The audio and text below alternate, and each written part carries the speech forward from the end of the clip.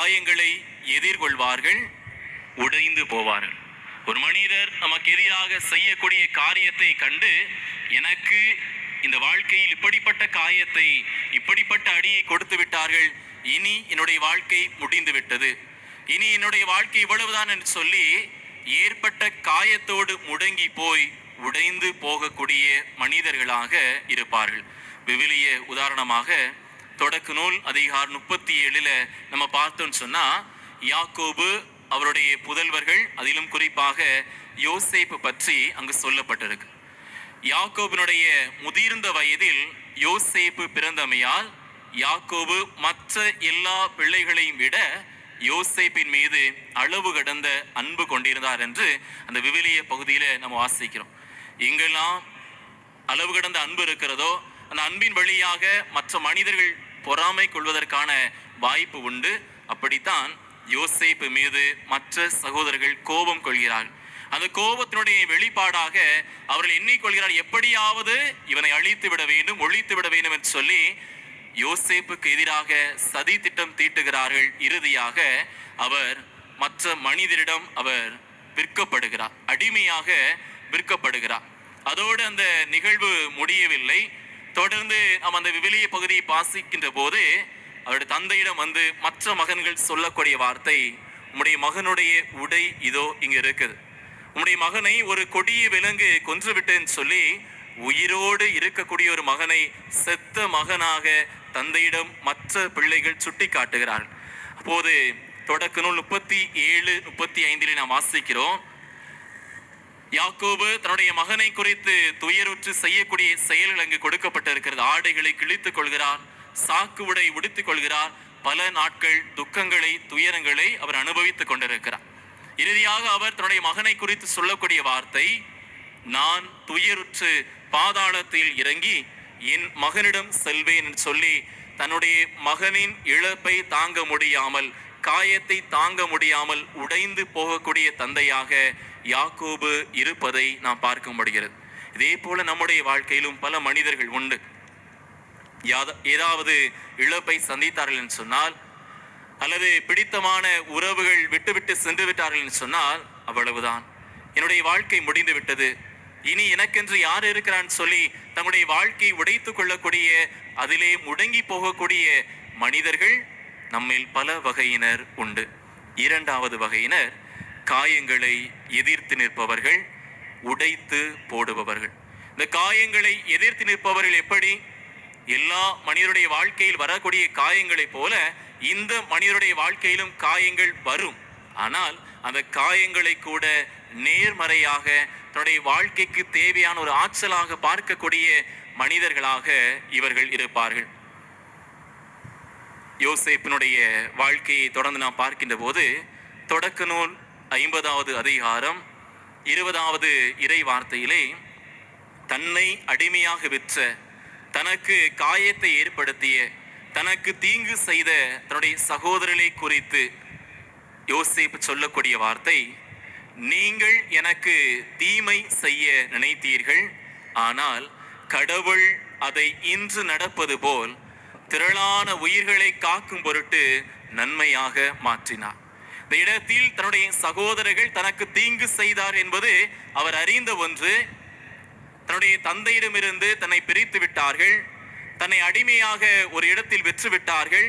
இப்படி பல்வேறு காயங்களை கொடுத்த தன்னுடைய சகோதரர்களை சந்திக்கிற போது அவர்களுக்கு தேவையான உதவிகளை செய்கிறார், உணவு பொருட்களை கொடுக்கிறார், பஞ்சம் தீர்வதற்கான வழிவகைகளை ஏற்பாடு செய்து கொடுத்து, நீங்கள் எனக்கு தீமை செய்தீர்கள், ஆனால் கடவுள் அதை இன்று நடப்பது போல ஏராளமான உயிர்களை காக்கும் பொருட்டு அதை நன்மையாக மாற்றியிருக்கிறான் சொல்லி தன்னுடைய காயத்தை கூட நேர்மறையாக பார்க்கக்கூடிய மனிதராக யோசேப்பு இருந்தது போல, ஒரு சில மனிதர்கள் தங்கள் வாழ்க்கையில் வரக்கூடிய காயங்களை அவர்கள் உடைத்து போடுவார்கள், அந்த காயங்களை எதிர்த்து நிற்பார்கள். இந்த வகையில் ஒருவேளை நானும் நீங்களும் இருக்கிறோமா என்று சிந்தித்து பார்க்க வேண்டும். மூன்றாவது வகையினர் காயங்களை எதிர்த்து நிற்பவர்கள் தான், ஆனால் காயத்தை ஏற்படுத்தக்கூடியவர்கள். எனக்கு ஒரு மனிதர் செய்த தீங்குக்கு பல மடங்கு நான் தீமை செய்ய வேண்டும் என்ற எண்ணத்தோடு ஒரு வெறுப்புணர்வோடு கசப்புணர்வோடு அலைந்து திரியக்கூடியவர்கள் தான் இத்தகைய மனநிலை கொண்டவர்கள். சாமுவேல் முதல் நூல் அதிகாரம் 18 இறைவார்த்தை 7 நாம் பார்க்கிறோம். அங்கு தாவீது வெற்றி கொள்கிறார். அந்த இடத்தில் அங்கு கூடியிருந்த பெண்கள் சவுலை குறைவாக மதிப்பிட்டு தாவீதை பெருமிதப்படுத்தி பாடக்கூடிய வார்த்தைகளும் கொடுக்கப்பட்டிருக்கிறது. சவுல் 1000 பேரை கொன்றார், தாவீதோ 10,000 பேரை கொன்றார் என்று சொன்ன அந்த வார்த்தைகளை கேட்ட சவுலின் மனம் பொறாமை கொள்ள ஆரம்பிக்கிறது. தாவீது சவுலுக்கு எதிராக நேரடியாக எந்த தீங்கும் செய்யவில்லை. ஆனால் தன்னை விட சிறியவன், எளியவன், பெருமதிப்புக்குரியவனாக இருக்கிறான் என்று சொல்லி அவன் மீது கோபப்படுகிறார்.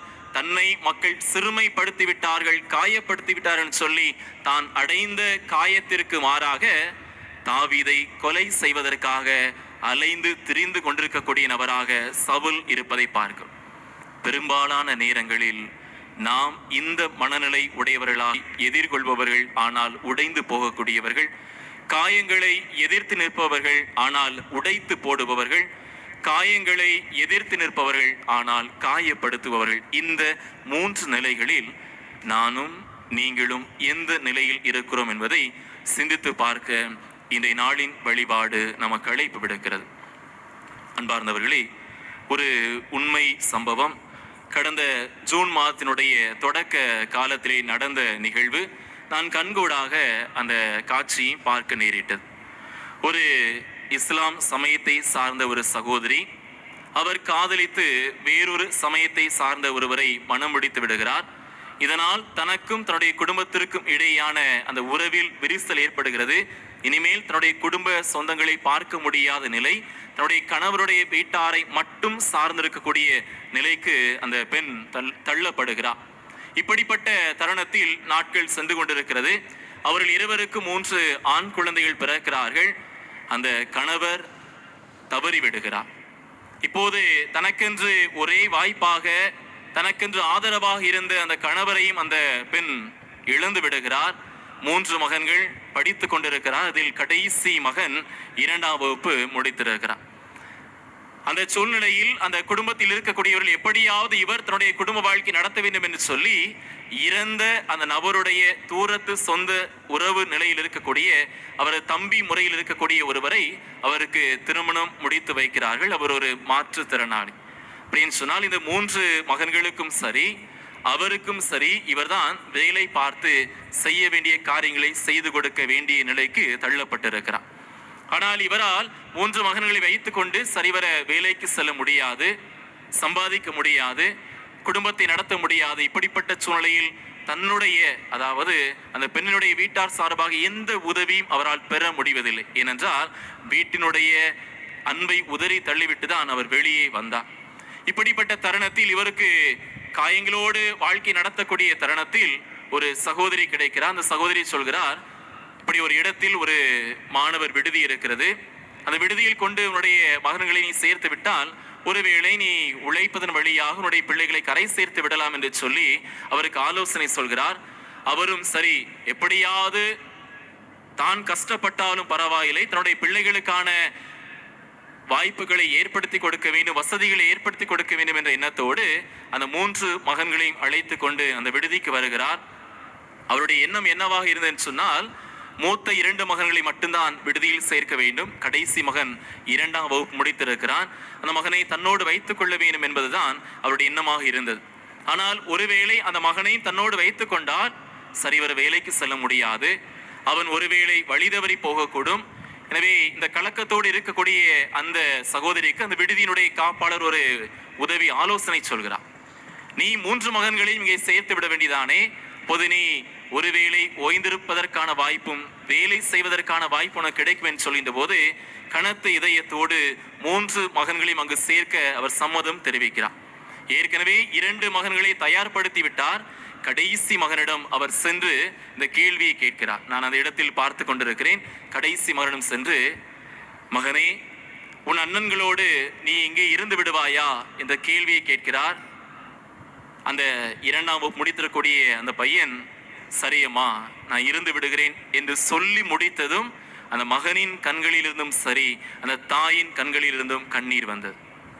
நினைத்து பாருங்கள், நம்முடைய பிள்ளை மகிழ்ச்சியோடு செல்வ செழிப்போடு வாழ வேண்டும் என்பது நம்முடைய ஆசையாக, எதிர்பார்ப்பாக இருக்கும். மகன் கேட்பதை, மகள் கேட்பதை எல்லாம் நிச்சயமாக நாம் கொடுத்து கொண்டே இருப்போம். ஆனால் தன்னுடைய முன்னிலையில் தன்னோடு இருக்க வேண்டிய ஒரு சிறிய மகன் தன்னை விட்டு ஒரு விடுதியில் இருப்பது என்பது அந்த தாய்க்கு எவ்வளவு வேதனை கொடுத்திருக்கும். அந்த இடத்தில் அந்த தாயும் மகனும் கட்டிப்பிடித்து அழுது கொண்டிருந்தார்கள். கனத்த இதயத்தோடு அந்த தாய் அங்கிருந்து விடை பெற்றார். அன்பார்ந்தவர்களே, இது ஒரு பெரிய காயம். தான் சார்ந்து வந்த, தனக்கென்று ஆதரவாக இருந்த தன் கணவனை இழந்து விடுகிறார். மற்றொரு நபருக்கு திருமணம் செய்து வைக்கிறார்கள். அவரால் இவருக்கு எந்த உதவியும் செய்ய முடியாத ஒரு நிலை. 3 மகன்களை வளர்த்தெடுக்க வேண்டும், வேலைக்கும் செல்ல வேண்டும். இப்படிப்பட்ட காயங்களோடு இருந்த அந்த சகோதரிக்கு கிடைத்த வாழ்க்கைதான் மகன்களை நல்ல முறையில் விடுதியில் சேர்த்து படிக்க வைப்பது, அவர்களுக்கான புதிய வாழ்க்கை ஏற்படுத்தி கொடுப்பது. ஒருவேளை அந்த தாய் என் மகன்கள் என்னோடு தான் இருக்க வேண்டும் என்று ஆசைப்பட்டிருந்தார் என்று சொன்னால் அந்த தாய் அந்த மகன்களை வைத்திருக்கலாம். ஆனால் அந்த பிள்ளைகளுடைய எதிர்காலம் என்பது நிச்சயமாக கேள்விக்குறியாக இருக்கும். ஆனால் இந்த இடத்தில் காயங்களோடு கண்ணீரோடு அந்த தாய் விடை பெற்றாலும் கூட அந்த மகன்களுக்கான ஒரு உயர்ந்த இடத்தை அந்த தாய், கல்வியை, பாதுகாப்பை, உணவை, உறைவிடத்தை அந்த தாய் கொடுத்திருக்கார் என்பது ஒரு புதிய வாழ்வுக்கான திறவுகோலாக இருப்பதை நான் பார்க்கிறேன்.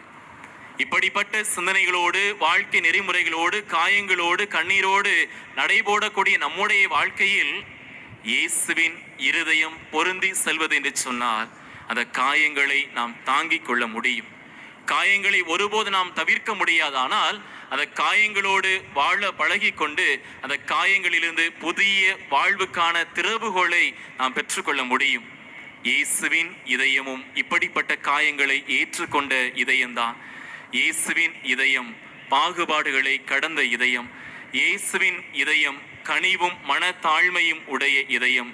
இயேசுவின் இதயம் இழப்புகளை, எதிர்பார்ப்புகளை பெற்றுக்கொண்ட இதயம். இயேசுவின் இதயம் இழப்புகளை, எதிர்ப்புகளை சந்தித்த மனிதர்களை தேற்றக்கூடிய இதயம். இப்படிப்பட்ட இயேசுவின் இதயத்தோடு நம் இதயமும் பொருந்தி செல்ல வேண்டும் என்று சொன்னால் நாம் நம்முடைய வாழ்க்கையில் செய்ய வேண்டியது சில காரியங்கள். மற்றவரின் இதயத்தை புண்படுத்தாத போது, அல்லது புண்பட்டு இருக்கக்கூடிய மற்ற மனிதர்களுக்கு ஆறுதல் அளிக்கும் போது காயப்பட்ட இயேசுவின் இதயத்திற்கு நாம் மருந்திடுகிறோம். தேடி வருவோருக்கு இயன்ற உதவிகளை, நம்மால் முடிந்த இயன்ற உதவிகளை செய்கின்ற போது இயேசுவின் இதயத்திற்கு நாம் மருந்திடுகிறோம். எதிர்மறை எண்ணத்தை மாற்றி நேர்மறை எண்ணத்தோடு வாழ நாம் பழகி கொள்கின்ற போது இயேசுவின் இதயத்திற்கு மருந்திடுகிறோம். இன்று நம்முடைய வாழ்க்கைக்கு, மற்ற மனிதருடைய வாழ்க்கைக்கு அடிப்படை தேவையாக இருப்பது ஆறுதல் அளிக்கக்கூடிய வார்த்தை, உடனிருப்பு.